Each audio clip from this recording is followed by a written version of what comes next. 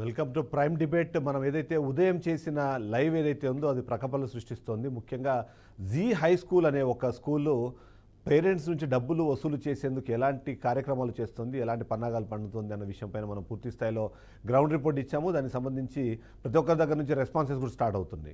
ఇప్పటికే డిఓ మనతో మాట్లాడారు. డిఓ చెప్పిన దాని ప్రకారము ఎంవీఓకి ఇప్పటికే వాళ్ళకి సంబంధించి ఏవైతే అవకతవకలు ఉన్నాయో లేకపోతే వాళ్ళ మీద వచ్చిన ఆరోపణలు ఉన్నాయో వాటి మీద విచారణ చేయాలంటూ డిఓ ఇప్పటికే ఆదేశించారు. దానికి సంబంధించి కార్యక్రమం జరుగుతుంది. మరోవైపు దీనికి సంబంధించి విద్యా కమిషన్ చైర్మన్ ఎవరైతే ఉన్నారో ఆకునూరు మురళి గారికి కూడా మేము ఈ సంబంధించిన ఇన్ఫర్మేషన్ ఇచ్చాము. తను కూడా దీన్ని ఖచ్చితంగా పర్స్యూ చేస్తారని అయితే మేము భావిస్తున్నాం. ఓవరాల్గా చూస్తే జీ హై స్కూలే కాదు, రెండు తెలుగు రాష్ట్రాల్లోనూ ప్రైవేట్ స్కూల్స్ ఏవైతే ఉన్నాయో అవి సేవ కాదు, కేవలము డబ్బు అంటే ధనార్జన మాత్రమే ధ్యేయంగా వాళ్ళు ముందుకు వెళ్తున్నారన్న విషయంపైన చాలా కంప్లైంట్స్ వస్తున్నాయి. దానికి సంబంధించి చాలామంది పేరెంట్స్ కూడా అదే తరహా ఆలోచనలు అంటే అదే తరహా ఫిర్యాదులు అయితే చేస్తూ ఉన్నారు. ముఖ్యంగా చూస్తే పేద మధ్యతరగతి కుటుంబ సభ్యులు ఓవైపు వాళ్ళు ముఖ్యంగా చూస్తే అటు గవర్నమెంట్ స్కూల్స్కి పంపించలేరు, ఇలా కార్పొరేట్ స్కూల్స్కి పంపించలేని సిచ్యువేషన్ ఉంటుంది. ఇక ఈ సందర్భంలో ప్రైవేట్ స్కూల్స్ ఏవైతే ఉన్నాయో ముఖ్యంగా కార్పొరేట్ స్కూల్స్ అన్నీ కలిపి ఒక ముఠాగాని అనలేము కానీ బట్ వాళ్ళు అలాంటి ఒక పర్యవసానాన్ని అయితే ప్రజల్లోకి తీసుకెళ్తున్నారు. ముఖ్యంగా చూస్తే అక్కడ గవర్నమెంట్ స్కూల్లో చదివించలేక ఆ పిల్లల లైఫ్ బాగుండాలనే ఒక ఉద్దేశంతో అక్కడ నుంచి పంపిస్తే వాళ్ళు చేస్తున్న పని ఏంటంటే ప్రతి ఒక్క చిన్నదానికి దానికి ఒక కమర్షియల్ యాక్టివిటీని కమర్షియల్ ఎలిమెంట్ని యాడ్ చేస్తున్నారు. అందులో ముఖ్యంగా చూస్తే మొదటగా మనం ఆలోచిస్తే బుక్కులు వాళ్ళ దగ్గరే కొనాలి, యూనిఫామ్లు వాళ్ళ దగ్గరే కొనాలి, చివరికి సాక్సులు బూట్లు కూడా వాళ్ళ దగ్గర కొంటే తప్ప పిల్లల్ని స్కూలుకు రానివ్వని పరిస్థితి మనకు కనిపిస్తుంది. ఇక వాళ్ళంటూ సొంతంగా కరికులంలు క్రియేట్ చేసుకుంటున్నారు. ఆ బుక్కులు తప్ప అంటే ఆ బుక్కులు అక్కడ తప్ప ఇంకెక్కడ దొరకనట్టు పరిస్థితిని కూడా మనం క్రియేట్ చేస్తున్నారు. ఇంకా కొన్ని ప్రైవేట్ ఏజెన్సీస్తో కలిపి వాళ్ళే ఒక సపరేట్ బుక్స్ను ప్రింట్ చేయించుకుంటున్నారు. వాటిని మాత్రమే పేరెంట్స్ కొనాలని చెప్పి ఒక హుకుం జారీ చేస్తున్నారు. ఏం జరుగుతుంది మొత్తానికి ఈ విద్యా వ్యవస్థలో మార్పు కోసం ఎంతోమంది ప్రయత్నిస్తున్నారు కానీ ఆ మార్పులు ఎందుకు జరగట్లేదన్న విషయం అయితే ఎవరికి అర్థం కావట్లేదు. ముఖ్యంగా ఉదయం నుంచి మనం చేసిన డ్రైవ్ ఏదైతే ఉందో జీ హై స్కూల్ హయత్ నగర్లో ఉంటుంది ఈ స్కూలు. అక్కడ పిల్లల తల్లిదండ్రులను జలగల్లా పీడిస్తున్నారు. దాదాపుగా 3 కోట్ల రూపాయలు మేము ఖర్చు పెట్టాం కాబట్టి ఆ ఖర్చును రాబట్టుకునేందుకు ఫీజుల్లో రెట్టింపు అంటే దాదాపుగా 50% అమౌంట్ని వాళ్ళకి యాడ్ చేసి మరి పిల్లల్ని ఫీజులు కట్టమని చెప్తున్నారు. దానికి ఒప్పుకుంటున్నట్టుగా దానికి యాక్సెప్ట్ చేస్తున్నట్టుగా ఆ లెటర్స్ మీద సంతకాలు పెట్టించుకొని రమ్మని చెప్పి పిల్లలను ఫోర్స్ చేస్తున్నారు. ఏం జరుగుతుందన్న విషయంపైన మనం ఏదైతే గ్రౌండ్ రిపోర్ట్ ఉందో దానికి సంబంధించిన కొన్ని గ్లిమ్స్ చూద్దాము. ఆ గ్లిమ్స్లో ఉదయం నుంచి ఏం జరిగింది అనేది ఒకసారి మీరు అబ్జర్వ్ చేయండి. మనం చూసుకున్నాం ప్రతి పేరెంట్ కూడా మేనేజ్మెంట్ రెస్పాన్స్ అవ్వాలి, అసలు రెస్పాండ్ అవ్వట్లేదు, ప్రాపర్ యాక్షన్ తీసుకోవాలని చెప్పేసి కూడా 15 డేస్ నుంచి ఫైట్ చేస్తున్నారు. సో 15 డేస్ నుంచి ఫైట్ చేసినా కూడా ఎటువంటి మేనేజ్మెంట్ నుంచి రెస్పాన్స్ లేదు, ఎవరు కూడా రావట్లేదు. బట్ రాని నేపథ్యంలో వీరందరూ కూడా రోడ్ మీదకి వచ్చి స్ట్రైక్ చేస్తున్న పరిస్థితి మనం చూస్తున్నాం. సో పేరెంట్స్ తో మాట్లాడి అసలు వాళ్ళ రెస్పాన్స్ ఏ విధంగా ఉంది, వాళ్ళు ఫర్దర్ గా ఎటువంటి యాక్షన్ తీసుకోబోతున్నారు వాళ్ళ మనలో తెలుసుకునే ప్రయత్నం చేద్దాం. నమస్తే అండి.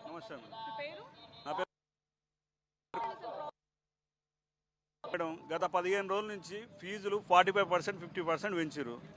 ఫస్ట్ క్లాస్ పిల్లోడి నుంచి 5th క్లాస్ పిల్లోడికి 85,000 కట్టామంటే ఎక్కడి నుంచి కడతారు? మేము అడ్మిషన్ చేసినప్పుడు మాకు ఇచ్చిన కమిట్మెంట్ ఏంది, ఎవ్రీ ఇయర్ 10% పెంచుతామన్నారు. 5 to 10% పెంచుతామన్నారు. ఎట్ ఏ టైం ఇప్పుడు 45 to 50% పెంచితే మిడిల్ క్లాస్ పీపుల్స్ మేము ఎక్కడికి వెళ్ళి తెచ్చి కట్టాలి డబ్బులు? మీకు ప్రాపర్ ఇంటిమేషన్ ఇవ్వలేదు, ప్రతి అకాడమిక్ ఇయర్ పెంచుకుంటూ వెళ్ళిపోతున్నారు. అంతే. ఈవెన్ తో లాక్డౌన్ టైంలో కూడా 100% ఫీజులు కట్టాలని చెప్పి ఫీజులు వసూలు చేసుకున్నారు. ఈ రోజు మాకు ఏ ఇంటిమేషన్ లేకుండా పిల్లలతోటి ఫీజులు పెంచినామని చెప్పేసి స్లిప్లు ఇచ్చి పంపిస్తే మేము ఏంది ఇంత అన్యాయం ఎట్లా చేస్తారని అడిగితే మాకు సంబంధం లేదు, మేము 3 కోట్ల రూపాయలు ఇన్వెస్ట్మెంట్ చేశాము దానికోసం.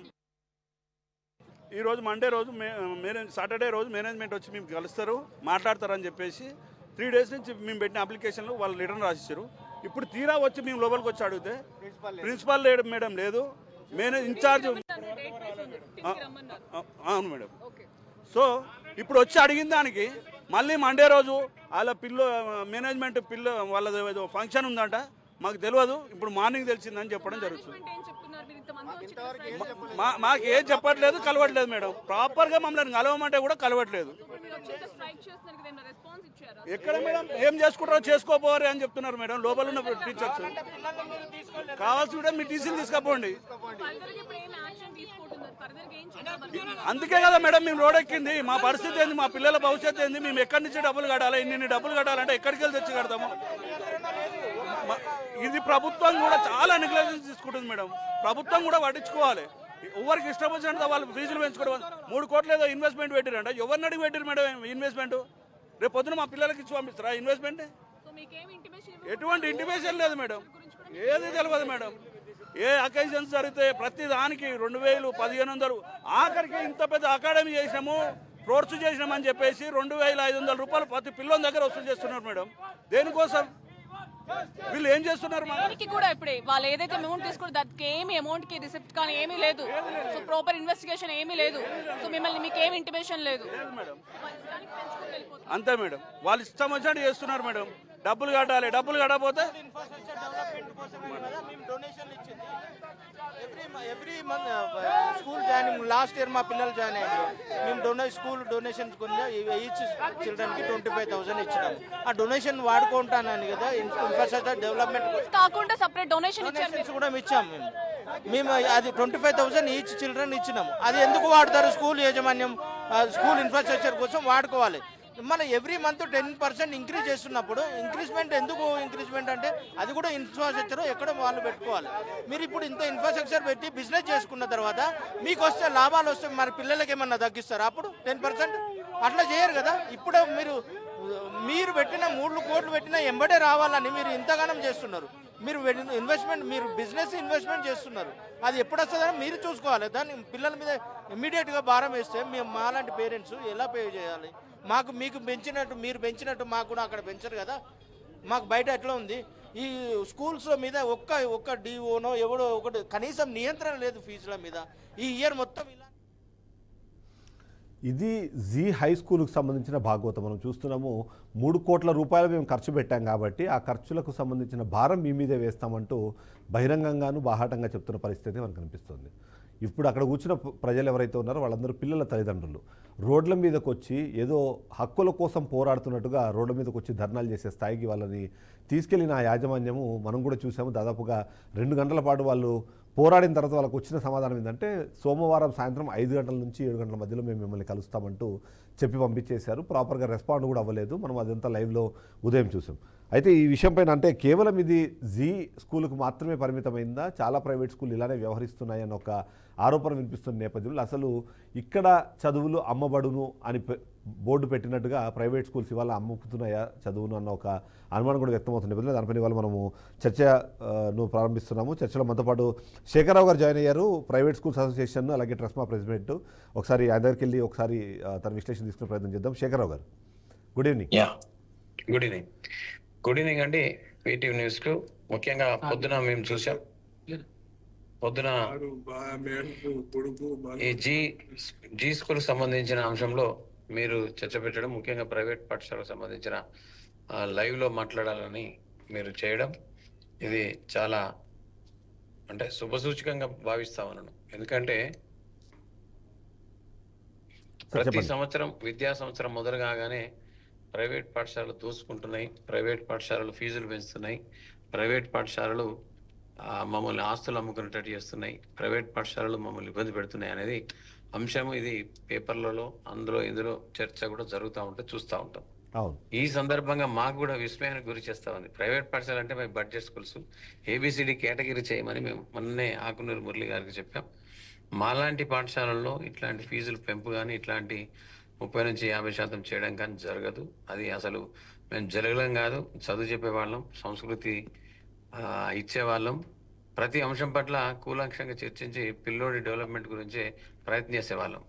కేవలం ఇది కొన్ని కార్పొరేట్ స్కూల్స్, కొంత ICSE CBSE స్కూల్స్, అది కేవలం హైదరాబాద్ నగరంలోనే ఎక్కువ ఉంటాయి. అక్కడ ఒక సుమారు 250 నుంచి 300 పాఠశాలలు ఉంటాయి.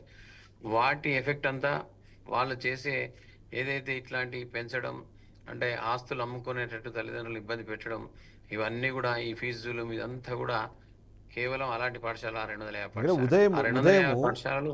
ఉదయం పిల్లల పేరెంట్స్తో మాట్లాడుతున్నప్పుడు చాలా క్లియర్గా చెప్తున్నది ఏంటంటే అంతకుముందు 56,000 ఉండేదండి మా పిల్లల స్కూల్ ఫీజు, ఒక్కసారిగా 88,000 కట్టమని చెప్పన్నారు. ఆ 32,000కి సంబంధించి అది ఏంటి అని అడిగితే మేము మా స్కూల్లో ఒక బిల్డింగ్ కట్టాము, ఆ బిల్డింగ్కి మీరు చందా ఇవ్వండి అన్నట్టుగా వాళ్ళు మాట్లాడారు అన్నది ఒక మాట మనకు వినిపించింది. సో మీరు అన్నట్టుగా ప్రైవేట్ స్కూల్స్ అనే ఏబిసిడి ఆ కేటగిరీలు చేయాలన్నది ఒకటైతే, ఈ కార్పొరేట్ స్కూల్స్ కానివ్వండి, ముఖ్యంగా కొన్ని స్కూల్స్ ఏవైతే ఈ ఇంటర్నేషనల్ అనే ఒక ట్యాగ్ లైన్ పెట్టుకోవడం కానివ్వండి, లేకపోతే ఇతరత్ర కొన్ని పేర్లు పెట్టుకొని వాళ్ళు చేస్తున్న ఏదైతే ఉందో అది ఖచ్చితంగా చదువును అమ్ముతున్నాం అన్నట్టుగానే ఉంటుంది. సో అయినా సరే ప్రైవేట్ స్కూల్స్ మొత్తాన్ని ప్రైవేట్ స్కూల్స్ మొత్తాన్ని కట్టడం, ప్రైవేట్ స్కూల్స్ అన్ని కూడా ఇట్నే ఇబ్బందులు పడతాయి అన్నాడు. అది 0.001% కూడా ఆ పాఠశాలలు.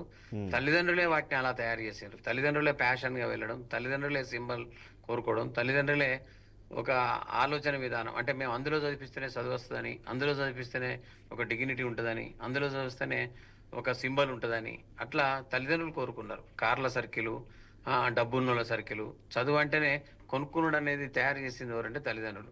ఇప్పటికైనా తల్లిదండ్రుల లోపల మార్పు రావాలి. ఎందుకంటే చిన్న ఒకటి అంటే మీరు నేను ఏమంటానంటే మా పిల్లల భవిష్యత్తు బాగుండాలి. ఇవాళ అంటే నేను ఏమంటానంటే కాలేజ్ అడ్మిషన్స్ కానివ్వండి, లేకపోతే రేపు ఉద్యోగానికి వెళ్ళినప్పుడు కూడా వాళ్ళు ఏ స్కూల్లో చదివారు అనే దాన్ని బేస్ చేసుకొని వాళ్ళ అకాడమిక్స్కి కరికులం కన్నా ఎక్కువ ఏ స్కూల్లో చదివారు, ఏ కాలేజీలో చదివారు అని చెప్పి వాళ్ళకి ఉద్యోగాలు వస్తున్న నేపథ్యంలో తల్లిదండ్రులు ఆలోచించడం తప్పంటారా? అలా ఆశపడడం తప్పంటారా? ఆశపడడం ఒప్పు, కానీ పెద్ద స్కూల్లో చదివితే చదువుతుంది అనుకునడం అది చాలా తప్పుగా భావిస్తా ఉన్నాను. ఎందుకంటే చిన్న పాఠశాలలోనే మంచిగా పేరు పెట్టి పిలుస్తారు, తల్లిదండ్రులు రిసీవ్ చేసుకుంటారు, కొంత గౌరవం ఇస్తారు, మర్యాద కూడా ఉంటుంది, బాధ్యత కూడా ఉంటుంది. కాబట్టి ఒక్క పాఠశాల ఉన్న పాఠశాలలో సింగిల్ అంటే సొసైటీ సింగిల్ పేరు ఒకే పేరు కింద ఒకే పాఠశాల ఉన్న దగ్గర కుటుంబం అంతా పనిచేస్తుంది. కాబట్టి చదువు కూడా ఎక్కువ వస్తుంది, రిజల్ట్స్ కూడా ఎక్కువ వస్తాయి. కాబట్టి దాన్ని దృష్టిలో పెట్టుకునే నేను ఈరోజు మాట్లాడుతూ ఉన్నా. తల్లిదండ్రులు ఏంటంటే ఎప్పటికీ పెద్ద పాఠశాలలోనే చాలా గొప్పలు ఉన్న కాడనే చదువు రావాలని కోరుకోవడం, అట్లాంటి పాఠశాలలే ఇలా ఇబ్బందికరం ఉన్నాయి. ఇలా మన హైదరాబాద్ ప్రాంతంలో చూస్తా ఉన్నాం, డ్రగ్స్ కానీ ఆల్కహాల్ కానీ అనేక రకాలుగా ఇలా బర్త్డేలు కానీ, ఒక పిల్లోడు బర్త్డే అంటే కనీసం 1,00,000 నుంచి 2,00,000 ఖర్చు పెడతా ఉన్నాడు బర్త్డేకే. అంటే అన్ని చిన్న చిన్న ఫంక్షన్స్ కూడా అంటే కోటరీ ఎక్కువ మంది పిల్లల లోపల అలాంటి అలవాట్లు, అలాంటి వ్యసనాలు అలవాటు అవుతా ఉన్నాయి. అంటే ఇక్కడ కార్పొరేట్ అలాంటి పెద్ద పెద్ద స్కూళ్ళల్లో దాని ఎఫెక్టే పల్లెటూరులకి ఇలా పల్లెల్లో ఉన్న పాఠశాలకు కూడా అంతా ఆ వాతావరణం వస్తూ ఉంది. కాబట్టి నేను చెప్పేది ఏంటంటే నా అడ్వైస్ తల్లిదండ్రులు ఇప్పటికైనా ఆ రోడ్డు మీద బైఠాయించడు కన్నా ఒక్కసారి తిరిగి పునరాలోచన చేయాలి. మేము గతంలో ఎప్పుడో 30-40 ఏళ్ళ కింద ప్రభుత్వ పాఠశాలలో చదువుకొని మంచి చదువు రాలేదా, కానీ ఇట్లా పెద్ద పెద్ద పాఠశాలలోనే చాలా డిగ్నిటీ కోసం అంటే వాళ్ళు ఒక డిగ్నిటీ కోసం ఇలా వెళ్ళడం అనేది చాలా తప్పుగా భావిస్తాను. ఎన్నో ఏరియాలలో, ఎన్నో సందర్భాల్లో, ఎన్నో టీవీలలో కూడా చెప్పినాం. మా దగ్గర చాలా తక్కువ ఫీజులు ఉంటాయి, తక్కువ ఫీజులతో మంచి నాణ్యమైన విద్యను అందిస్తున్నాం. అది ఐఐటికి సంబంధించి కావచ్చు, అన్ని రకాల సిలబస్ ఇస్తా ఉన్నాం. కానీ ఇప్పుడు సిలబస్ సంబంధించి కూడా అంటే చాలా మందికి మనం కాదు సొంతంగా సిలబస్లు తయారు చేసుకోవడము కాదు, సొంతంగా సిలబస్లు తయారు చేసుకోవడము, సొంతంగా ఇప్పుడు బైజూస్ లాంటివో లేకపోతే కొన్ని కంపెనీస్, ప్రైవేట్ కంపెనీస్తో ఒక ఏమంటారు ఒక అండర్స్టాండింగ్ వెళ్ళిపోయి వీళ్ళే సపరేట్గా బుక్కులు ప్రింట్ చేయించి ఆ బుక్కులు అక్కడ మాత్రమే దొరికేలాగా అంటే అవైలబిలిటీ అక్కడ తప్ప ఇంకెక్కడ దొరకనట్టుగా పెట్టుకోవడం, ఇవన్నీ అంటే మన విద్యా హక్కు చట్టంలో లేవు కదా. అవి దాని ప్రకారం మనం చూసినా సరే అంటే ఉచిత నిర్బంధ విద్య ఇవ్వాలన్నది మన ఫైనల్ గోల్. కానీ సరే డబ్బులు పెట్టి కొనుక్కుంటున్నారు, తప్పేం లేదనుకుందాం. కానీ అందులో కూడా ఇంత పూర్తి వ్యాపార ధోరణి ఉండడం అన్నది అది ఎంత మాత్రం సమంజసం అంటారు? వ్యాపార ధోరణి మళ్ళీ చెప్తున్నాం మీకు సార్, ఇదంతా కూడా హైదరాబాద్ నగరంలో ఉన్న ఆ పుస్తకాలు కానీ, డ్రెస్సులు కానీ, రకరకాల కోడ్ కానీ, రకరకాల యాక్టివిటీస్ అన్నీ కూడా అది యాన్యువల్ డేలు చేసినా, ఏదైనా ప్రోగ్రామ్ చేసినా కలెక్ట్ చేయడం, ఏదైనా పిక్నిక్లు అంటే ఎక్కడికన్నా తీసుకెళ్తే ఇవన్నీ కూడా జరిగేది హై స్కూల్స్లే. అంటే హై రేట్ అంటే ఎక్కువ రేంజ్ ఉన్న ఫీజు ఎక్కడైతే 1,00,000 దాటి 2,00,000 దాటి ఎవరైతే ఫీ కలెక్ట్ చేస్తున్నారో అలాంటి పాఠశాలలు ఇవన్నీ జరుగుతూ ఉన్నాయి. కాబట్టి ఆ పాఠశాలలు కనుమరుగు కావాలంటే చిన్న పాఠశాలల దగ్గరికి వెళ్తే అంటే తక్కువ ఫీజులు ఉన్న డి కేటగిరీ, సి కేటగిరీ ఉన్న స్కూళ్ళకి వెళ్తే మంచి విద్య దొరుకుతుంది. మార్కులే కొలమానం కాదు, విలువలతో కూడినటువంటి విద్య దొరుకుతుంది. సంస్కృతి, ఆచార వ్యవహారాలు, సాంప్రదాయము, కుటుంబం యొక్క విలువలు, సమాజం యొక్క విలువలు, రాష్ట్రంలో రాష్ట్ర అభివృద్ధికి, దేశ అభివృద్ధికి, ప్రపంచంలో కూడా మంచి అభివృద్ధికి అన్ని కుల మతాలకు అతీతంగా ఉండే పాఠశాలలు ఏమంటే బడ్జెట్ స్కూల్స్. మరి అలాంటి పాఠశాలలు చూసుకోకుండా పెద్ద పెద్ద పాఠశాలలకు వెళ్ళి డబ్బులు లేకున్నా ఎందుకు వెళ్ళడం సార్? డబ్బులు లేకున్నా ఎందుకు వెళ్ళాలి? ఆ డబ్బులు ఉన్నాయి అనుకున్నప్పుడే అట్లాంటి రేంజ్ల పాఠశాలకు వెళ్ళి మనం వెళ్ళాలి. కానీ అలాంటి పాఠశాలల్లో చక్కని చదువు దొరకలేదని తెలుసు, అయినా ఓన్లీ ప్యాషన్గా డిగ్నిటీ కోసం వెళ్తా ఉన్నారు. తల్లిదండ్రుల లోపల మార్పు ఇప్పటికైనా రావాలి. అందుకే నేను మొన్న ఆకునూరు మురళి గారి దగ్గర మేము చెప్పా, ఇది ఖచ్చితంగా ఏబిసిడి కేటగిరీ చేయండి, ఆ రేంజ్ ఉన్న వాళ్ళు పోతారు. ఇవన్ ఇవాళ వెంకట్ గారు కూడా లైవ్ లో ఉన్నారు. శేఖర్ గారు ఒక నిమిషం, వెంకట్ గారు కూడా ఒకసారి నేను వెంకట్ గారు కూడా జాయిన్ అయ్యారు, హైదరాబాద్ స్కూల్స్ పేరెంట్స్ అసోసియేషన్ నుంచి తను వెంకట్ గారు కూడా జాయిన్ అయ్యారు. వెంకట్ గారు ఇక్కడ అంటే నిజంగానే ఒక మాట ఖచ్చితంగా యాక్సెప్ట్ చేయాలి, ఎందుకంటే తప్పు కేవలము ఆ ఆర్గనైజేషన్స్కో లేకపోతే ఆ స్కూల్స్ ఇన్స్టిట్యూషన్స్ గురించో మాట్లాడుతున్నాం మనము. కానీ పేరెంట్స్ కూడా అంటే వాళ్ళ స్తోమతకు మించి ఆశపడో లేకపోతే అత్యాశపడో, ఆశ ఖచ్చితంగా వాళ్ళ పిల్లల భవిష్యత్తు అన్నది ఖచ్చితంగా మనం యాక్సెప్ట్ చేద్దాము. పిల్లల భవిష్యత్తు కోసం అనుకొని సార్ ఒక్క నిమిషం అంటే ఆబ్జెక్టివ్ ఇయర్ స్థాయి స్తోమత విద్యకు లేదండి. దయచేసి ఆ విషయాన్ని మనం సరిదిద్దుకోవాలి. మనం ఎందుకంటే స్థాయి స్తోమత అనేది విద్యకు లేదు. రాజ్యాంగం నాకు ఇచ్చిన ప్రాథమిక హక్కు. ఆ స్థాయి స్తోమత తీసుకపోయిందే ఈ ప్రభుత్వ నిర్లక్ష్యం, విద్యా వ్యాపారం. స్థాయి స్తోమత విద్యకు లేదండి. మేము ఒక 5-6 years బ్యాక్ ఒక గవర్నర్ గారిని కలిసినప్పుడు కూడా సేమ్ ఇదే సిచ్యువేషన్ లో తను చెప్పడం జరిగింది, మీ కాళ్ళు ఎంత ఉన్నాయో బెడ్షీట్ ఎంత ఉందో అంతే కాళ్ళు చాపండి అని. అది లేదంట, తప్పది. మీరు 1982 ఏపీ ఎడ్యుకేషన్ యాక్ట్ ఉంది, 1983 ఏపీ క్యాపిటేషన్ యాక్ట్ ఉంది, ఇంకా ఎన్నో జీవోలు చట్టాలు ఎన్నో ఉన్నాయి విద్యలో. ప్రాబ్లం ఎక్కడుంది అంటే విద్యని కాస్మెటైజేషన్ చేసేసారు, విద్యని స్టాండర్డైజ్ చేసేసారు, విద్యని ఒకలాంటి చట్టం అంటే ఒకలాంటి సోషల్ స్టిగ్మా కింద తీసుకెళ్ళిపోయారు తల్లిదండ్రులకి. కొన్ని విషయాలు ఏకపిస్తాం తల్లిదండ్రులు, కానీ ప్రతి విషయంలో తల్లిదండ్రులు స్థాయి స్తోమత ఉండేయండి. అసలు ఎందుకు ప్రైవేట్ స్కూళ్ళు ఖచ్చితంగా మాట్లాడాలంటే ప్రైవేట్ స్కూల్లో ఉనికే ప్రశ్నార్థకంగా ఉండాలి. రాజ్యాంగం ఇచ్చిన ప్రాథమిక హక్కు ఏమన్నా ఉంటే అది ఉచిత విద్య up to the age of 6 to 14 years free and compulsory education. ప్రభుత్వం చేయలేకపోతుంది కనుక ప్రైవేట్ స్కూల్ యాజమాన్యాలు. వెంకట్ గారు ఒకసారి ప్రభుత్వం గురించి మాట్లాడదాం. ఒకసారి నేను ఒక కాలర్ మనతో పాటు తన అభిప్రాయాన్ని పంచుకోవడానికి లైవ్లోకి వచ్చారు, నాగరాజ్ గారు సంగారెడ్డి నుంచి. నాగరాజ్ గారు సార్ నమస్కారం. సార్ నమస్తే అండి, చెప్పండి మీ అభిప్రాయం ఏంటి? సార్ ఇది స్కూల్ ఫీజుల గురించి బాగానే ఉంది చెప్పడం, కానీ ఇక్కడ మొదటి తప్పు సామాన్య జనాలది అని మేము అనుకుంటాం. ఓకే, ఎందుకంటే ఎలక్షన్స్ వస్తే ఉచితాల కొరకు అలవాటు పడిపోయారు, కానీ నాణ్యమైన విద్య, హాస్పిటల్లో మంచి నాణ్యమైన ట్రీట్మెంట్ గురించి ఇట్లాంటిది ఏ ఆలోచన ఎవరికి లేదు. మామూలు సామాన్య జనాలదే ఫస్ట్ తప్పు అనుకోవాలి. ఎన్నుకునే విధానం, నాయకుడిని ఏ విధంగా ఎన్నుకోవాలో ఎవరికి అర్థం లేకుండా ఉంది. కానీ మీరు అన్నట్టు అంటే అందరూ ఒకవేళ నిజంగానే తమ పిల్లల్ని ప్రభుత్వ పాఠశాలలకు పంపించి అక్కడ సౌకర్యాలు మెరుగుపరచాలన్న ఆలోచనతోనో లేకపోతే అభ్యర్థనతోనో, ఎవరైతే ఎమ్మెల్యే అభ్యర్థో లేకపోతే సర్పంచ్ దగ్గర నుంచి ఎవరు ఓటు కోసం వచ్చినా సరే ఈ స్కూల్ని ఈ హాస్పిటల్ని మీరు బాగుపరిస్తే మేము మీకు ఓటేస్తాము అన్న ఒక నిర్దిష్టమైన ఒక నిర్ణయానికి వచ్చారనుకోండి, అవన్నీ బాగుపడే అవకాశం ఉంది అంటారు. కంపల్సరీ ఉంటుంది సార్, 100% ఉంటుంది అది. ఎందుకంటే నాణ్యమైన విద్య,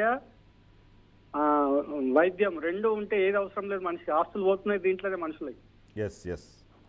ప్రతి సామాన్యుడు కూడా బిర్యానీకి అమ్ముడు పోతుంది తప్ప జీవితంలో మనకి ఏది ముఖ్యమైనదని ఆలోచించే విధంగా ఎవరు లేరు. చెప్తే అర్థం చేసుకునే విధంగా కూడా లేరు జనాలు. Right correct. థ్యాంక్ యూ మీ అభిప్రాయం వ్యక్తం చేసినందుకు. వెంకట్ గారు, ఇక్కడ నేను ఇంతకుముందు స్థాయి స్తోమత అనే పదం వాడడానికి కారణం నేను చెప్తాను ఒకసారి. ఎందుకంటే మనం చూసినప్పుడు రెగ్యులర్గా అంటే వాళ్ళకి పర్ మంత్ వచ్చే శాలరీలో ఖచ్చితంగా ఈ పిల్లల చదువు కోసమనే మెజారిటీ బడ్జెట్ని కేటాయించుకొని, మరి ఎందుకంటే ఒకటే ఒక కారణము, మనము ఈ స్థాయిలో ఉండడానికి కారణము మనకి మంచి నాణ్యమైన విద్య దొరకలేదు, ఆ విద్యను కనీసం మన పిల్లలకైనా అందిద్దాము అని చెప్పి వాళ్ళ స్తోమతను మించి కొన్నిసార్లు అది అప్పులు చేసుకొని అయినా సరే ఆ పిల్లలకి ఆ చదివి ఇచ్చే ప్రయత్నం చేస్తున్నారు. ఒక్క నిమిషం అంటే మీరు మళ్ళీ స్తోమత అనే పదం వాడొద్దండి. ఎందుకంటే నేను జాయిన్ అయినప్పుడు 30,000 ఉన్న ఫీజు నా కొడుకు 10th వచ్చేసరికి 1,50,000 అయింది. నా స్థాయి స్తోమత ఎవరు పెంచారు? నిర్లక్ష్యమైన ప్రభుత్వ విద్యాశాఖ అధికారులు, నియంత్రణ లేని చట్టాలు, అమలుకు నోచుకొని చట్టాలు పెంచినాయి. నా స్థాయి నా స్తోమత నేను పెంచుకోలే. అయితే ఇప్పుడు శేఖర్ గారు ఏమంటారంటే, నా స్థాయి స్తోమతాన్ని జాయిన్ చేస్తే శేఖర్ గారు ఏమంటారంటే వెంకట్ గారు, శేఖర్ గారు ఏమంటారంటే ఇప్పుడు నిజంగానే మీరు మంచి విద్య కావాలి అనుకుంటే ప్రైవేట్ స్కూల్స్కి పంపించండి, కానీ బడ్జెట్ స్కూల్స్ చాలా ఉన్నాయి. ఆ వదిలిపెట్టి ఇంటర్నేషనల్ స్కూల్ అనో లేకపోతే కార్పొరేట్ స్కూల్ అనో లేకపోతే ఇంకా మంచి శేఖర్ దొరుకుతుందనో. రావు సార్తో విభేదించాను. శేఖర్ రావు సార్తో నేను ఆ డిస్కషన్లోకి వెళ్ళాను. ఎందుకంటే మేము ఖచ్చితంగా ఇక ఆ డిబేట్ డిస్కషన్లోకి పోతే 100% రాజ్యాంగ ప్రభుత్వ హక్కు, ప్రభుత్వం మాత్రమే విద్యా వ్యవస్థ ఏ స్కూల్ అయినా రిజిస్టర్ ఆఫ్ కోఆపరేటివ్ సొసైటీస్ కింద నాణ్యమైన విద్య ఉచితంగా, not for a profit even at a loss అనేది సొసైటీ. మీరు కట్టిన ఫీ రిసిప్ట్ సొసైటీ పేరు మీద ఇస్తారు. మొత్తం లెక్కలు పత్రాలన్నీ సొసైటీ పేరు మీద ఉంటాయి. కాబట్టి అది వేరే చర్చ. నేను శేఖర్ రావు సార్ అంటే నాకు చాలా రెస్పెక్ట్.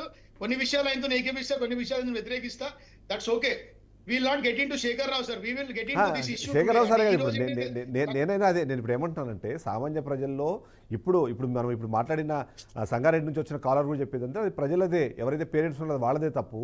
అక్కడ గవర్నమెంట్ స్కూల్కి పంపించవచ్చు, అలాంటి అవకాశాన్ని వినియోగించుకోకుండా. ఎందుకంటే I'm sorry to say maybe Shekhar Rao garu కూడా నాతో విభేదించవచ్చు ఇవాళ.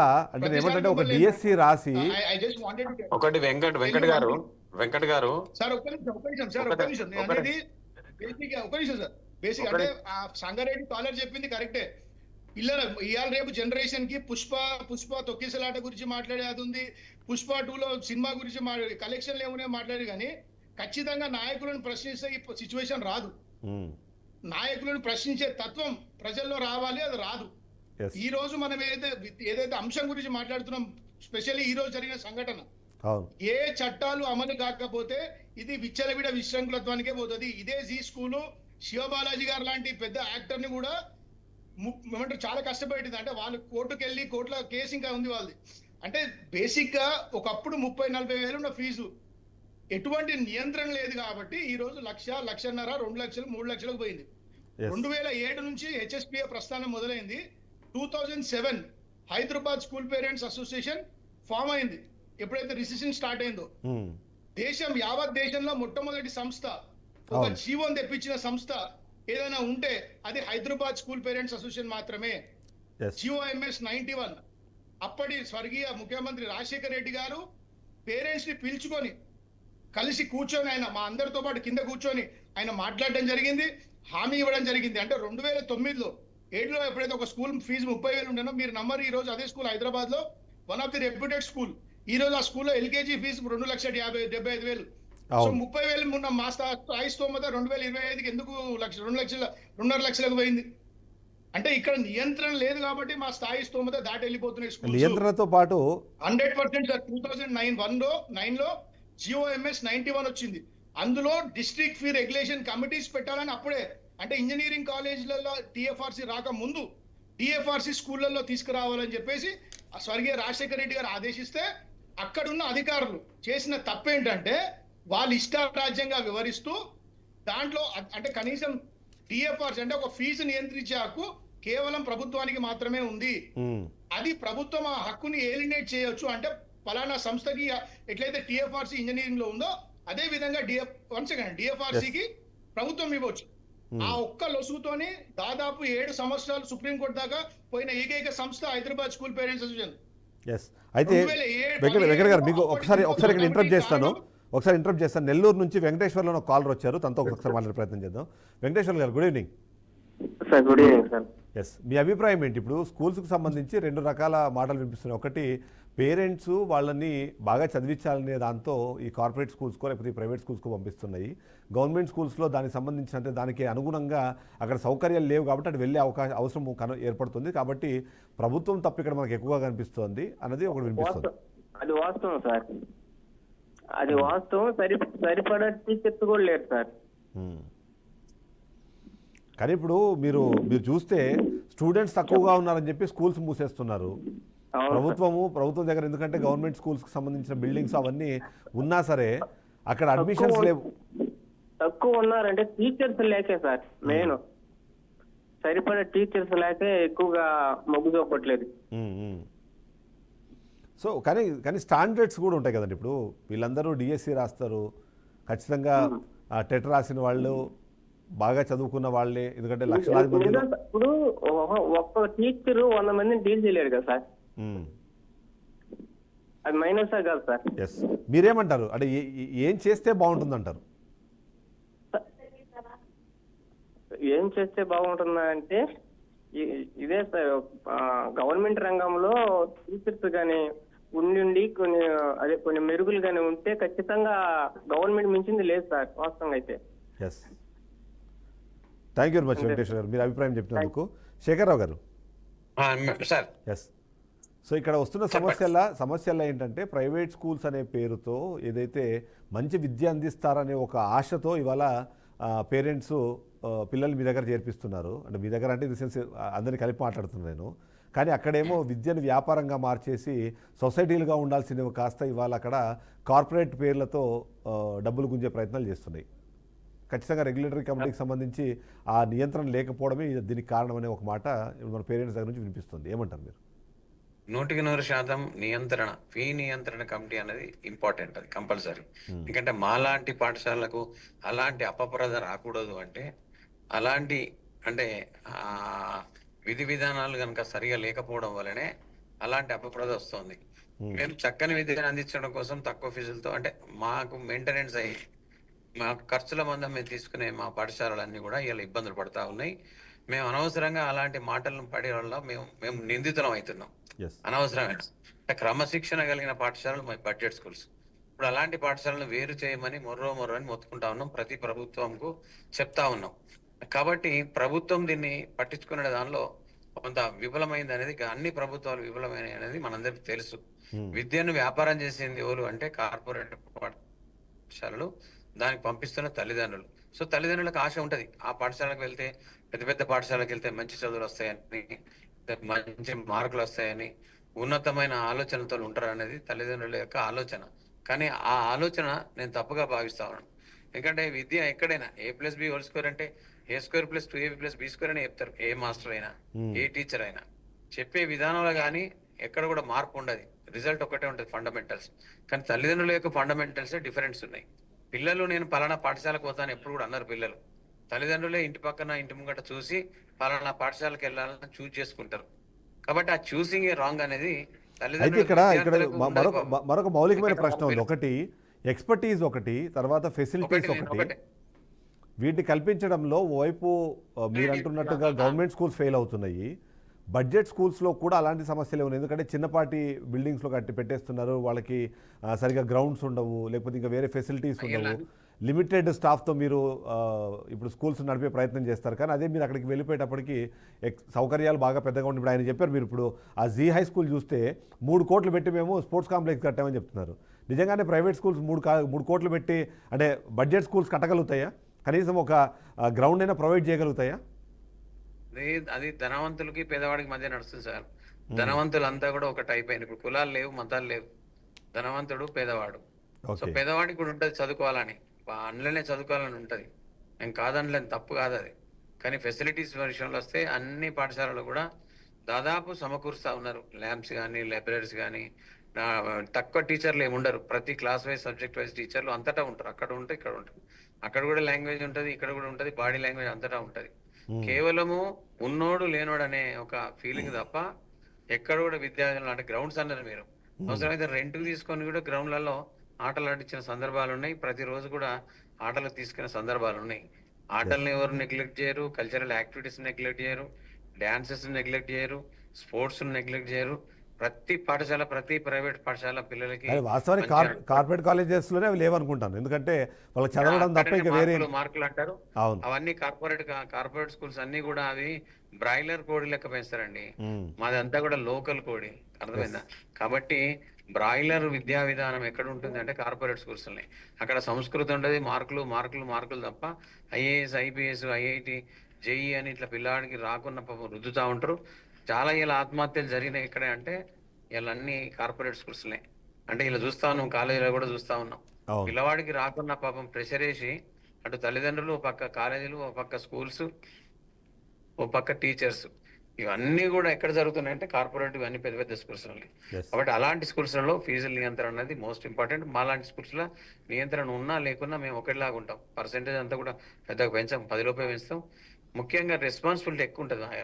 భార్య భర్తలు కానీ పిల్లల కుటుంబం అంతా కూడా పాఠశాలలో కుటుంబ సభ్యులు లెక్కనే చదివిస్తారు. మానవత్వం నేర్పుతారు, విలువలు నేర్పుతారు, విలువలతో కూడినటువంటి విద్యను. అందుకే ఇలా మా అసోసియేషన్ కూడా ఏం చేసింది అంటే దీనిపైన సరైన శ్రద్ధ వహిస్తలేరు యూనివర్సిటీలు, విద్యార్థులు, స్కూల్స్, పాఠశాలల పైన సరైన అంటే విద్యను అందించడంలో కానీ ఈ ఫీ కమిటీలు నిర్ణయించడంలో కానీ అనేక ఇబ్బందులు తలెత్తుతున్నాయని Yes. మా సంఘం శేఖర్ రావు గారు, నిర్ణయం శేఖర్ రావు, ఒకసారి నేను మీకు తీసుకున్నది. interrupt చేస్తాను. Yes, yes. ఒక్క నిమిషం సార్, ఒక్క నిమిషం ప్లీజ్. మా సంఘం కూడా నిర్ణయించుకున్నది అంటే ప్రతి పాఠశాలను కూడా అంటే ఫీలు కానీ అంటే ఫీజు సంబంధించింది కానీ ప్రతి అంశంలో కూడా తొందరగా నిర్ణయం తీసుకోవాలంటే మా ప్రైవేట్ పాఠశాలకు సంబంధించిన అని ట్రస్మా నుంచి నన్ను ఇలా ఆదిలాబాద్, కరీంనగర్, నిజామాబాద్, మెదక్ నుంచి పట్టభద్రుల ఎమ్మెల్సీగా నన్ను పోటీలు నిలబెట్టారు సార్. నేను పోటీలో ఉండి కూడా ఈ అంశం పట్ల మీద రావడం జరిగింది.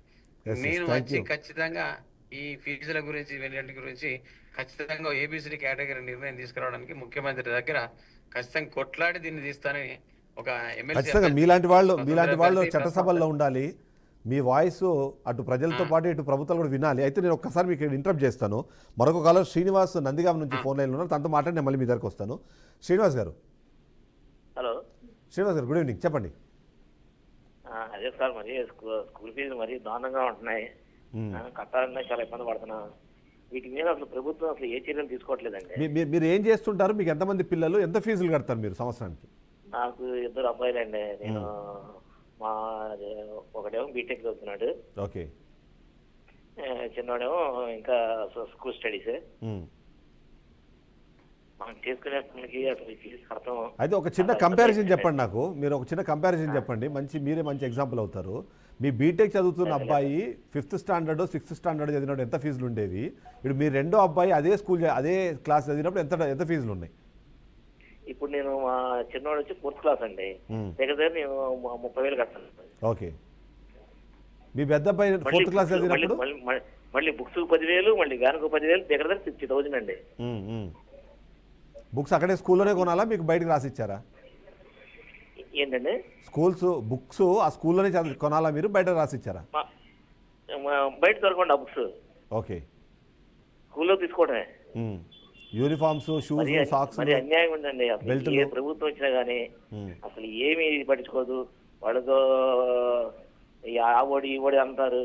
ఈ ఒకప్పుడు చాలా తక్కువ ఉండేయండి. ఈ అమ్మఒళ్ళు ఈ డబ్బులు ఇవ్వడం వల్ల వాళ్ళు ఇంకా రేట్లు పెంచుతున్నారు.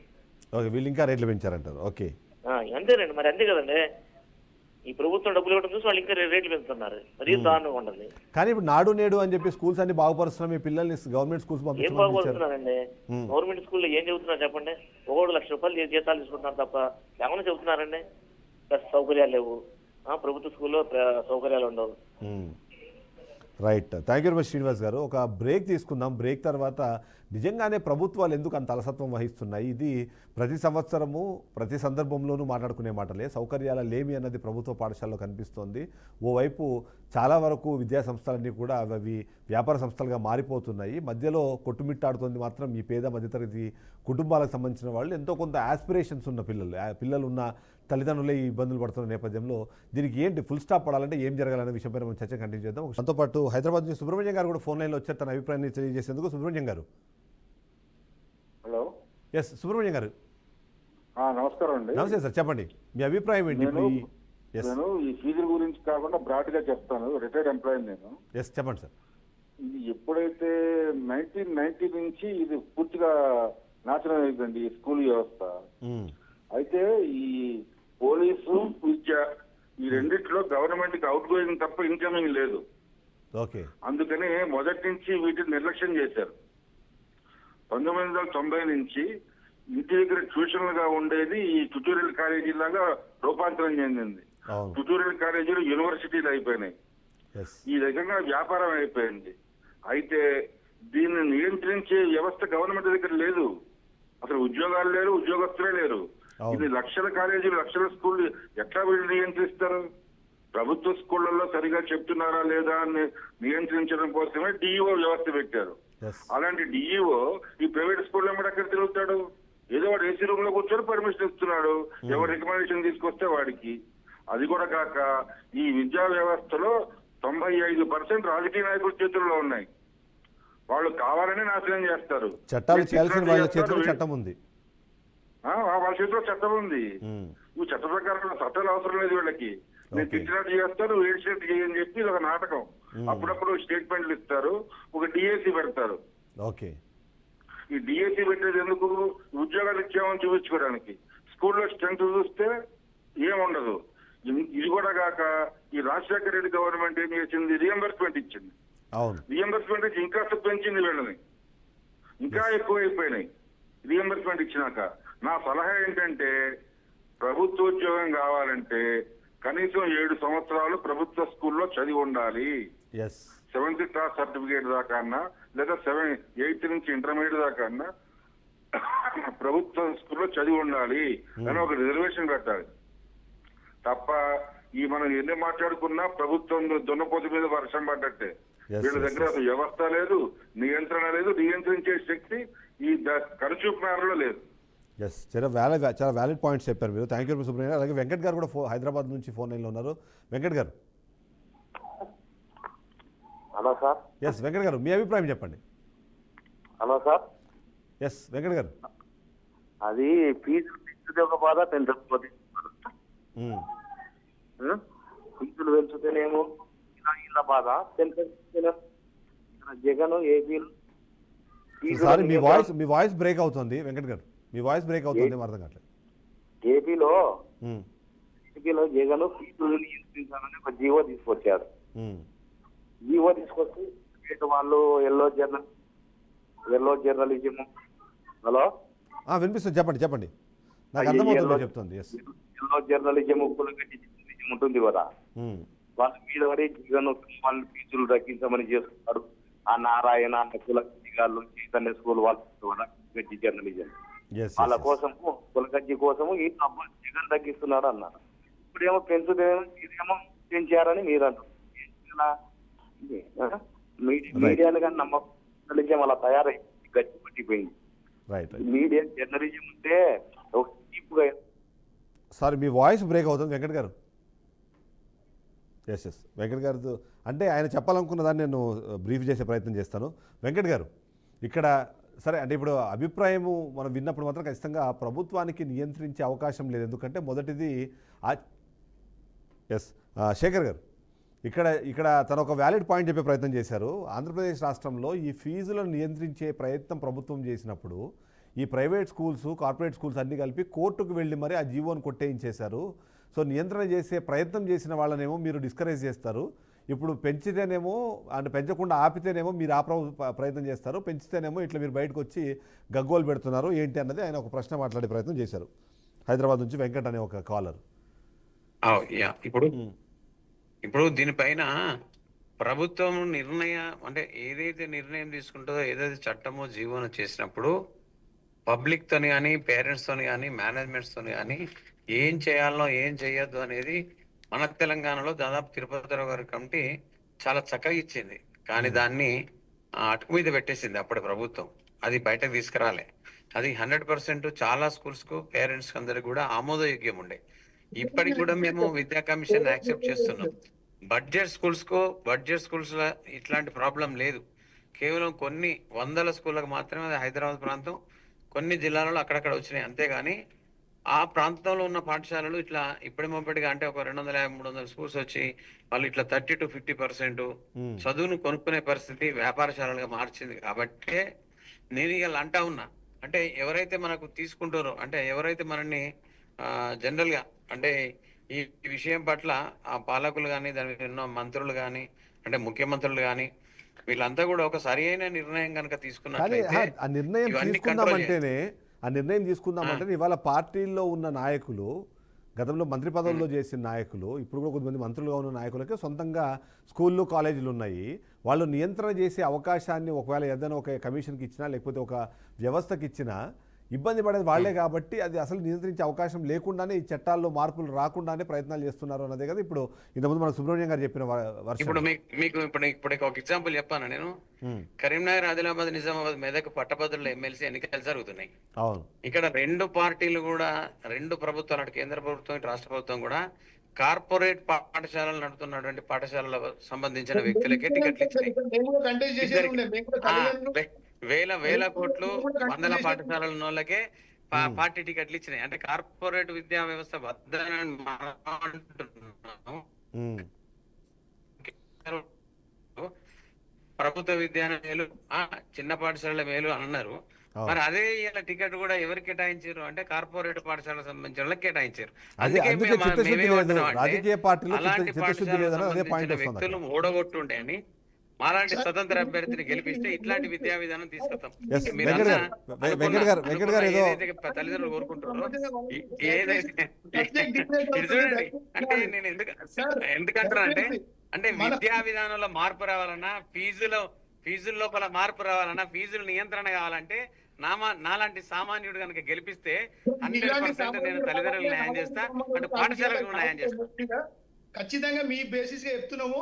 హైదరాబాద్ రాజకీయాలకు ఎందుకు వచ్చినా అంటే ఈ కార్పొరేట్ వ్యవస్థ మీద మనం కలిసి పోరాటం చేద్దాం సార్. నేను నిలబడతా, మీరు సపోర్ట్ చేయండి.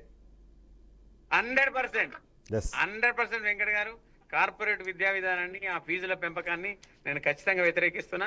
బడ్జెట్ స్కూల్స్ బతికించడం కోసమే నేను ప్రయత్నం చేస్తా ఉన్నాను. కాబట్టి అందుకే నేను ఇలా పోటీ చేస్తా ఉన్నా. నా దగ్గర జీరో బడ్జెట్ తో నేను పోటీ చేస్తా ఉన్నా. నాది చిన్న పాఠశాల, అన్ని పాఠశాల బడ్జెట్ పాఠశాల బతకాలి. కార్పొరేట్ దయచేసి డిబేట్ అవుతున్నాం సార్. ఒకసారి దయచేసి నాకు టైం ఇవ్వాలి. ప్రచారంలో భాగం కూడా నాకు కలిసి వేసింది కాబట్టి నేను ఇలా లైవ్ లో వస్తున్నా. లైవ్ లో వచ్చి రాష్ట్రం అంతా ఒకసారి వెంకట్ గారు కొన్ని పాయింట్స్ చెప్పండి. సో దయచేసి మన సబ్జెక్ట్ డివైడ్ కాకుండా, ఇప్పుడు పేరెంట్స్ ఎవరైతే పాపం నేను జీ స్కూల్లో చూసిర్రో, వాళ్ళు జాయిన్ చేసినప్పుడు ఫీజు, ఈ 2-3 నెలల పెట్టిన ఫీజుకి ప్రధానమైన కారణం నియంత్రణ లోపం. ఈ రోజు తెలంగాణ రాష్ట్ర ప్రభుత్వం, తెలంగాణ రాష్ట్రంలో తెలంగాణ ఫీ రెగ్యులేషన్ కమిటీ ఉంది ఇంజనీరింగ్ కళాశాలను కట్టడి చేయడానికి. ఎందుకంటే అక్కడ మీకు ప్రభుత్వం స్కాలర్షిప్ రూపైన డబ్బులు ఇస్తుంది. కాబట్టి రాజశేఖర రెడ్డి గారి ప్రభుత్వ హయాంలో ముప్పటిగా ఇంజనీరింగ్ కాలేజీలు పుట్టినాయి, వాళ్ళకు స్కాలర్షిప్ ఇచ్చారు. కాబట్టి అవన్నీ రెగ్యులేట్ చేయడానికే టీఎఫ్ఆర్సీని తీసుకొచ్చిన ప్రభుత్వం రేపు డిఎఫ్ఆర్సీ తీసుకురావడానికి ఖచ్చితంగా వెనుకాడుతుంది. మీమాంసాలు ఉంటాయి, మీనవేషాలు లెక్క పెడతారు. ఎందుకంటే దీని వెనుక చిన్న శక్తి కాదు.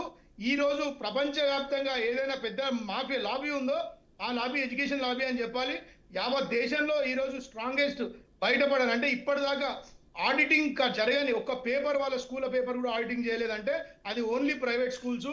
ఈడీ, సిబిఐ, ఆడి, ఏడి, బోడి ఎవరైనా సరే ఇప్పటిదాకా ప్రైవేట్ స్కూల్ యాజమాన్యాల, వాళ్ళ కార్పొరేట్ స్కూల్ యాజమాన్యాలు ఏవైనా మీరు ఏ వర్గీకరణ తీసుకున్నా ఇది పరిస్థితి. మేము ఒకటే అండి, తిరుపతి రావు గారి కమిటీ కూడా వేస్ట్. అంటే కమిటీలు కాలయాపన కమిటీలు తప్ప, కమిటీలు 10% పెంచుకోమంటే కస్టమర్ ప్రైస్ ఇండెక్స్ అంటే మీరు స్వచ్ఛందంగా సేవ చేస్తామని వచ్చిన వాళ్ళు సిపిఐ మీద 11%, 12% ఏందండి, ల్యాండ్ రేట్ల మీద ఫీజులు, ఇవన్నీ కాదండి. ఖచ్చితంగా ప్రభుత్వానికి నిబద్ధత ఉంటే, ఇప్పుడున్న ప్రభుత్వానికి మన గౌరవ ముఖ్యమంత్రి గారే గౌరవ విద్యాశాఖ మంత్రి. సో గౌరవ ముఖ్యమంత్రి గారు, గౌరవ విద్యాశాఖ మంత్రి గారు ఏదైతే తమ కింద పెట్టుకురో, ఏదైతే కమిషన్ ఫామ్ చేసిరో దానికి చట్టబద్ధ అధికారాలు ఇచ్చి ఆ తర్వాత ఫీ రెగ్యులేషన్ కమిటీ తీసుకురావడానికి ఖచ్చితంగా టైం పడుతుంది. కాబట్టి తల్లిదండ్రులు ఇప్పుడు ఏదైతే సి స్కూల్లో పేరెంట్స్ రెవల్యూషనరీ వచ్చారో బయటికి, అట్లా ప్రతి స్కూల్లో పేరెంట్స్ రావాలి. లేకపోతే ఇంకో 2 ఏళ్లలో మీరేదైతే మీ స్థాయి స్తోమత అని చెప్పి 50,000, 80,000 ఫీజుకి జాయిన్ అయ్యారో అది 2 లక్షలకు పోతుంది. అప్పుడు స్టాండర్డ్ తగ్గలేము, పిల్లల మీద పియర్ ప్రెషర్ ఉంటుంది. సో కాబట్టి నేను ఒకటే మిమ్మల్ని రిక్వెస్ట్ చేస్తాను, మీ ద్వారా పిఆర్కే న్యూస్ కి ఖచ్చితంగా ఈ రోజు మేము ధన్యవాదాలు చెప్తున్నాం. ఎందుకంటే పొద్దుటి నుంచి మీరు నాన్ కమర్షియల్ ఎలిమెంట్ ఏదైతే మీ ఛానల్లో నా ఇంటర్వ్యూ ఉన్నప్పుడు శ్రీనివాస్ గారు కూడా అన్నారు, ఎడ్యుకేషన్ అనేది చాలా లీస్ట్ ఇంట్రెస్ట్ సబ్జెక్ట్ అని. కానీ దాన్ని మీరు పొద్దుటి నుంచి మీరు నడిపి ఎంతో మంది తల్లిదండ్రులు, మీ ఛానల్ చూసిన తల్లిదండ్రులు ఆలోచింపజేశారు. చాలా మంది తల్లిదండ్రులు తెలియని విషయం ఏంటంటే ఇప్పటిదాకా ఎన్నో చట్టాలు ఉన్నాయి, కానీ ఆ చట్టాలు అమలు ఏ ప్రభుత్వం చేయలేదు. ఇంక్లూడింగ్ దిస్ ప్రభుత్వం వచ్చి 1.5 year అయినా ఒక కమిషన్ ఫామ్ చేశారు. దానికి మేము హెచ్ఎస్పీఏ ధన్యవాదాలు తెలియజేసుకుంటాం. కానీ ఆ కమిటీ ఫామ్ అయి అసెంబ్లీలో సమావేశంలో పెట్టి దాంట్లో మేము సజెస్ట్ చేసిన కమిటీ ఫామ్ చేసి ఒక పాయింట్ చెప్పండి వెంకట్ గారు, మీరు ఒక పాయింట్ చెప్పండి. ఇప్పుడు సేమ్ ఇదే ఆకునూరు మురళి ఆంధ్రప్రదేశ్లో వెళ్ళి అక్కడ ఉన్న స్కూల్స్ని బాగుపరిచే ప్రయత్నం చేశారు. కానీ ఆ సందర్భంలో ఈ ఫీజు రెగ్యులేషన్ మీరైతే అంటున్నారో ఈ ఫీజులు ఇంతనే తీసుకోవాలి అనే ఒక జీవోని తీసుకొని వస్తే అది హైకోర్టు దాకా వెళ్ళి మరి వాటిని కొట్టేయించుకున్న పరిస్థితి ఉంది. ఆంధ్రప్రదేశ్లో కన్నా డిఫరెంట్గా తెలంగాణలో జరిగే అవకాశం ఉందంటారా? ఇక్కడ నిజంగానే ఆయన రిఫార్మ్స్ తీసుకురాగానే ఉపయోగించుకుంటారంటారా? ఏపీ రెగ్యులేషన్ యాక్ట్ వచ్చింది, హైకోర్టులో ఒకటే అడిగింది, మీరు గ్రామాల్లో ఎంత ఉండాలి, పంచాయతీలో ఎంత ఉండాలి, మండలాల్లో ఎంత ఉండాలి, సిటీస్లో ఎంత ఉండాలని విభజించే స్వేచ్ఛ ప్రభుత్వానికి లేదు. అంటే ఫెసిలిటీస్ బేస్డ్ చేయమని చెప్పింది హైకోర్టు కూడా. కాకపోతే తెలంగాణలో ఎందుకు అవుతుంది ఎందుకు కాదని నేను అంత స్పష్టంగా చెప్తున్నంటే, ప్రభుత్వము 10 సంవత్సరాలు కొట్లాడదు. ఇప్పుడు తిరుపతి రావు కమిటీ ఎందుకు ఫామ్ అయిందంటే 2009 ఏదైతే 91 జీవోఎం వచ్చిందో దాన్ని మేము ఛాలెంజ్ చేస్తూ అప్పటి జస్టిస్ ఆర్ఎస్ ఠాకూర్ గారు 2017లో కామెంట్ చేశారు. ఏమని, మీరు ఈ స్కూల్ కేసు వేసిన వాళ్ళు అంటే ప్రభుత్వం నోటిఫై చేసి డిఎఫ్ఆర్సి పెడితే అయిపోతుంది, ప్రభుత్వానికి చిత్తశుద్ధి లేదు కాబట్టి సుప్రీంకోర్టులోకి కేసు కొట్లాడింది. మీరంటే అప్పుడు ఆగమేఘాల మీద తిరుపతిరావు గారి కమిటీ పెట్టారు. తిరుపతిరావు గారి కమిటీ నివేదిక 45 రోజులు సబ్మిట్ చేయాలి. ఏం చేసిరండి, దాన్ని దాదాపు 6 నెలలు గుంజి సంవత్సరం గుంజి ఫైనలీ బుట్ట దాఖలు ఇచ్చిర్రు. దాని ఇప్పటిదాకా పబ్లిక్ డొమైన్ లో మీకు తిరుపతిరావు గారి కమిటీ రిపోర్ట్ లేదు. అది ఛాలెంజ్. అండ్ ప్రధానంగా డిఓ ఇప్పుడు గవర్నమెంట్ స్కూల్లో వేయాలి, గవర్నమెంట్ స్కూల్లో అంటే నేను ఎందుకు వేస్తానండి, ఎవరైతే గవర్నమెంట్ జాబ్ చేస్తుండో ఐఏఎస్ ఐపీఎస్ బస్ కండక్టర్ నుంచి మొదలు పెడితే క్లర్క్ నుంచి మొదలు పెడితే మేనేజర్ దాకా లక్షలు ఇదే స్కూల్ ప్రైవేట్ గవర్నమెంట్ స్కూల్ టీచర్లు 2,70,000 మినిమం జీతం తీసుకుంటోళ్ళు వాళ్ళ పిల్లలని ఆదర్శవంతంగా గవర్నమెంట్ స్కూల్లో ఏమనండి. కలెక్టర్ ఆర్మీలో ఉన్న వాళ్ళందరూ వాళ్ళ పిల్లలు తీసుకెళ్లి కేంద్రీయ విద్యాలయాలు వేస్తారు. పొద్దున 5 గంటలకు తలుపు కొట్టి పిల్లల మీద ప్రెషర్ పెడుతుర్రో డిస్ట్రిక్ట్ కలెక్టర్ మీరు లేవాలి చదువుకోవాలని, వాళ్ళ పిల్లలని ఏమనండి గవర్నమెంట్ స్కూల్లో. నేను ఫీజు కట్టి నేను ట్యాక్స్ కడుతున్నా, నా ఫెసిలిటీస్ నా పిల్లలు బాత్రూమ్ పోతే 2 కట్టెలను పట్టుకోవాల్సిన అవసరం లేదు. ఫెసిలిటీస్ లేకుండా ప్రభుత్వ విద్యా వ్యవస్థను చంపిందే ప్రభుత్వం, చంపుతుందే ప్రభుత్వం, చంపబోతే ప్రభుత్వం, ప్రభుత్వం చంపుతూనే ఉంటుంది. కంక్లూషన్కి వెళ్దాము. మీరు అన్నట్టుగా ఇప్పుడు ఎవరైతే ఆర్మీలో చదివే పిల్లలందరూ తీసుకెళ్లి కేంద్రీయ విద్యాలయంలో కనిపిస్తారో, అలాగే గవర్నమెంట్ ఎంప్లాయీస్ పిల్లలందరినీ తీసుకెళ్లి గవర్నమెంట్లో చదివిస్తే ఖచ్చితంగా ఆ మిగిలిన ఏవైతే అడ్మిషన్స్ ఉన్నాయో దాని ద్వారా పేదలకైతే మంచి ఎడ్యుకేషన్ అందే అవకాశం ఉంది, అవి పెరుగుతుంది. మీరు అన్నట్టు ఫెసిలిటీస్ పెరిగే అవకాశం ఉంది. మీరు మీ సజెషన్ అయితే బాగానే ఉంది. అయితే మీరు అన్నట్టుగా ఈ ప్రభుత్వాలు ఆ చిత్తశుద్ధి లేకుండా ముందుకు వెళ్ళే క్రమంలో కానివ్వండి, లేకపోతే ఇప్పుడు ఏదో చేస్తున్నాము అన్న మొత్తం అన్ని ఓన్లీ కేవలం కంటి తుడుపు చర్యలు తప్ప అవి సాలిడ్గా ఏం ముందుకు వెళ్ళవు అన్నది కూడా ఒక వినిపిస్తుంది. సో పేరెంట్స్ అండ్ మీరు పేరెంట్స్ అసోసియేషన్గా, స్కూల్స్ అండ్ పేరెంట్స్ అసోసియేషన్గా అసలు ఎట్లాంటి దాన్ని మీరు సజెస్ట్ చేస్తారు? సొల్యూషన్ ఏంటి దీనికి? సార్ ఒకటే సార్, మీరు ఏదైతే టిఎఫ్ఆర్సి తెలంగాణ ఫీ రెగ్యులేషన్ కమిటీ విధి విధానాలను అమలు పరుస్తుందో 3 సంవత్సరాలకు ఒకసారి ఫీజు పెంచాలి 10%. ఆ 10% కన్నా ఎక్కువ పెంచితే అప్పుడు కమిటీ దగ్గర రావాలి. కమిటీ ఆ డాక్యుమెంట్స్ చెక్ చేస్తుంది. ఇప్పుడు పలానా స్కూల్, ఇప్పుడు శేఖర్ రావు సార్ బెంచ్ కొన్నాడు అనుకోండి, ఆ బెంచ్ ఫీజు పిల్లలు ఎందుకు కట్టాలి? బెంచ్ పిల్లలు వాడరు కదా, అదే కమిటీ ప్రశ్నిస్తుంది. అట్లా ఆ విధంగా గనక ఇక్కడ సజెషన్ చెప్పండి, పేరెంట్స్ ఏం చేయాలంటారు? ఎందుకంటే పేరెంట్స్కి అసలు అంటే మాకు ఏం రైట్స్ ఉన్నాయి, మా రైట్స్ వైలేట్ అయినప్పుడు మేము ఎక్కడికి వెళ్ళి కంప్లైంట్ చేసుకోవాలనే విషయం కూడా తెలియని సిచ్యువేషన్ ఉన్న నేపథ్యంలో లేదు సార్, గ్రీవెన్స్ రిడ్రెసల్ మెకానిజం అనేది లేదు. మీరు కన్స్యూమర్ కోర్ట్స్ ఉన్నాయి, కానీ ఆ కన్స్యూమర్ కోర్ట్స్ ఎంటర్టైన్ చేయి. స్కూల్ ఎడ్యుకేషన్ యాక్ట్ లో ఉన్న చట్టాలు కావచ్చు, జీవోలు కావచ్చు, స్పష్టంగా ఉంటాయి. ఇప్పుడు మేము దాదాపు 2007 నుంచి కొట్లాడుతున్నాం సార్. అంటే సార్ గుర్తుపెట్టుకోండి, 2007 అంటే దాదాపు 17 సంవత్సరాల సుదీర్ఘ ప్రయాణం, 18 సంవత్సరాల సుదీర్ఘ ప్రయాణం. ఏ సంస్థ చేయదండి, తమ డబ్బులు ఖర్చు పెట్టుకోండి. మేమంతా ప్రైవేట్ ఎంప్లాయీస్. మేము కొట్లాడేది ఒకటే, ఒక్క ఫీ రెగ్యులేషన్ కమిటీ వస్తే ఏ ఒక్క ప్రభుత్వమైన చిత్తశుద్ధితో పనిచేస్తే, తల్లిదండ్రులు ఇది గుర్తించి గమనించి మేలుకుంటే 100% ఈ విద్యా వ్యవస్థను కాపాడుకోవచ్చు. మీరు అందరికి ఒకటే చెప్తున్నాండి, మేము దాదాపు ఇక్కడ మీరు ఒకసారి చూస్తే ఈ పేజెస్ చూస్తే దాదాపు 600 పైచిలకు పేజెస్. అంటే మేము కొట్లాడిన దాంట్లో మినిమం అంత అయింది. మేము ప్రింట్అవుట్ కి తెలంగాణ ఎడ్యుకేషన్ కమిషన్ కి ఇచ్చినాం. ఇవన్నీ ఏ కేసులు వేసినాం. ఫైనల్ గా అప్పటి తెలంగాణ రాష్ట్ర సమితి ప్రభుత్వం 2023లో తప్పించుకుంది.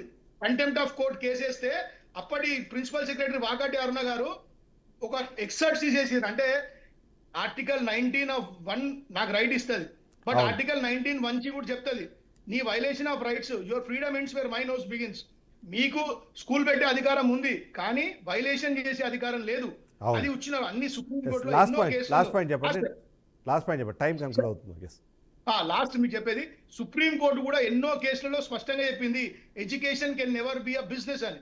But it has become a business and government has no business in it because it's their own business. అంటే ప్రభుత్వ పెట్టుబడి కాబట్టి, మల్లారెడ్డి గారు లాంటి వాళ్ళు ఉన్నారు కాబట్టి, ఇంకా ఇంకొంతమంది వీళ్ళు ఉన్నారు కాబట్టి ఈ రోజు విద్యా వ్యవస్థ నాశనమైంది. కాబట్టి హైదరాబాద్ స్కూల్ పేరెంట్స్ అసోసియేషన్ మళ్ళీ రెడీగా ఉంది, సంసిద్ధంగా ఉంది. మేము ఖచ్చితంగా మళ్ళీ హైకోర్టు తలుపులు తడతాం. రైట్, శేఖరరావు గారు లాస్ట్ పాయింట్ ఏంటి అసలు? అంటే నిజంగానే ఇది మొత్తం జరగాలన్నా, చట్టాలు అని కావాలన్నా సరే ఏం జరగాలంటారు? ప్రభుత్వము ఏ స్టెప్స్ తీసుకుంటే బాగుంటుందంటారు? పేరెంట్స్ కూడా అట్ ద సేమ్ టైము ఎలా ఆలోచిస్తే బాగుంటుంది? ఎందుకంటే వాళ్ళు కష్టపడి వాళ్ళు సంపాదించిన డబ్బులు అనేవి పిల్లల భవిష్యత్తు కోసము వెచ్చించే క్రమంలో వాళ్ళ వర్తమానాన్ని వాళ్ళు ఇవాళ అంధకారం చేసుకుంటున్నారు. వాళ్ళు ముఖ్యంగా సార్ మీరు చాలా బ్యూటిఫుల్ చర్చ పెట్టారు. ఎట్టి పరిస్థితుల్లో ఏబిసిడి కేటగిరీ చేయాలి. ప్రతి సంవత్సరం 10 నుంచి 15 మధ్యలో పర్సంటేజ్ పెరగాలి. ఏది ఫీ. ఎందుకంటారంటే ఇలా ధరలు పెరుగుతున్నాయి, రెంట్స్ పెరుగుతున్నాయి, ఖర్చు పెరుగుతుంది కాబట్టి టీచర్స్ సాలరీస్ కావచ్చు, ఇలా డ్రైవర్స్ ప్రతి ఒక్కరి కూడా ఖర్చు పెరుగుతుంది. సరే ఆ శాతం అనేది అటు ఇటు అయినా ఖచ్చితంగా పెరగాలి. ఖచ్చితంగా డిఎఫ్ఆర్సి, ఎస్ఎఫ్ఆర్సి అనేది కమిటీలు ఉండాలి. ఎవరైతే ఆ 15% లోపు ఉంటారో వాళ్ళకు డిఎఫ్ఆర్సి, ఎస్ఎఫ్ఆర్సి అక్కర్లే. ఎందుకంటే అది ఉండడం వల్ల వాళ్ళు సంవత్సరం అంతా తిరగాల్సి వస్తుంది. అది యాక్సెప్ట్ కాదు, అప్రూవల్ కాదు, ఇబ్బంది పడతారు. కాబట్టి ఎవరైతే 15% దాటుతారో వాళ్ళందరూ కూడా ఎస్ఎఫ్ఆర్స్ కానీ డిఎఫ్ఆర్స్ ఇందులో కేటగిరీ వైజ్ ఖచ్చితంగా ఏబిసిడి కేటగిరీస్ కనుక చేసినట్లయితే ఈ జరగాలని ప్రైవేట్ పాఠశాలలు అనగానే ఏదో ఇబ్బందులు పెడుతున్నారని, ఫీజులుమని ఇట్లాంటివన్నీ కూడా ఆ యొక్క వర్డ్స్ పోతాయి. ఆ వర్డ్స్ వల్ల నిజంగా సేవ చేసేటోడు, నిజంగా సమాజానికి సేవ చేసేటోడు, అంటే నో లాస్ నో ప్రాఫిట్ కింద ఏదైతే ఎడ్యుకేషన్ సిస్టమ్ మూవ్ చేస్తున్నారో అట్లాంటి వాళ్ళందరూ కూడా పాపం వాళ్ళ ఇబ్బందులు పడుతున్నారు. కాబట్టి ఇది ఖచ్చితంగా చట్టసభల్లో చట్టాలు రావాలంటే ఇలా శాసన మండలి కావచ్చు, శాసనసభలు కావచ్చు, మంచిగా దీని గురించి విద్యను వ్యాపారం చేయకుండా విద్యను ఒక విలువలతో కూడినటువంటి విద్యను అందించడం కోసం ప్రయత్నం చేయాలంటే చట్టసభల్లో ఒక శేఖరరావు మేము కూడా బీఆర్కే న్యూస్ తరఫున మీకు ఆల్ ది బెస్ట్ చెప్తున్నాము. నిజంగానే అలా పోరాడే వాళ్ళు అంటే అది మీరైనా ఇంకెవరైనా సరే ఖచ్చితంగా చట్టసభల్లో ఉండాలి. ప్రజల గొంతుకను వినిపించే ప్రయత్నం చేయాలి. తద్వారా ప్రభుత్వాలు కానివ్వండి, ప్రజలు కానీ దానివల్ల లాభం ఉండాలని మనం కోరుకుందాం. Thank you very much Shekhar Rao garu, thank you very much Venkat garu. అలాగే కొంతమంది ఫోన్ లైన్లో వచ్చి తమ విశ్లేషణ వినిపించారు, తమ వాళ్ళ అభిప్రాయాలు చెప్పే ప్రయత్నం చేశారు. వాళ్ళందరికీ థ్యాంక్ యూ వెరీ మచ్. ఓవరాల్గా చూస్తే మాత్రం ఖచ్చితంగా విద్య అనేది వ్యాపారం ఎప్పటికీ కాకూడదు. అది పిల్లలకి ఇచ్చే భవిష్యత్తు. కాబట్టి ఆ భవిష్యత్తుని కేవలం డబ్బుల మూటలుగా మార్చొద్దని చెప్పి ప్రైవేట్ కాలేజీలకి, ప్రైవేట్ స్కూల్స్కి మేము అడుగుతున్నాం. అందులో ముఖ్యంగా జీ హై స్కూల్ ఏదైతే ఉందో ఆ హై స్కూల్కి సంబంధించి దాని మీద పోరాటం కొనసాగుతోంది. ఆ కొనసాగే క్రమంలో ఆ పేరెంట్స్కి మేము ఖచ్చితంగా బాసటగా నిలబడతాము. 3 కోట్ల రూపాయలు మీరు ఖర్చు పెట్టారు కాబట్టి ఆ భారాన్ని పేరెంట్స్ మీద అలాగే పిల్లల మీద వేస్తాము అంటే అటు ప్రభుత్వాలే కాదు ఎవరు ఒప్పుకోరు. అందులో భాగంగా పేరెంట్స్ అయితే ఉద్యమానికి ఇప్పుడే సిద్ధమయ్యారో దానికి ఖచ్చితంగా బీఆర్కే న్యూస్ తోడుగా ఉంటుంది. వాళ్ళకి ఆసరాగా మనం నిలబడతామని మరొకసారి స్పష్టం చేస్తూ ఇది వాళ్ళ షో. నెక్స్ట్ షోతో మళ్ళీ కలుద్దాం. Stay tuned to BRK news.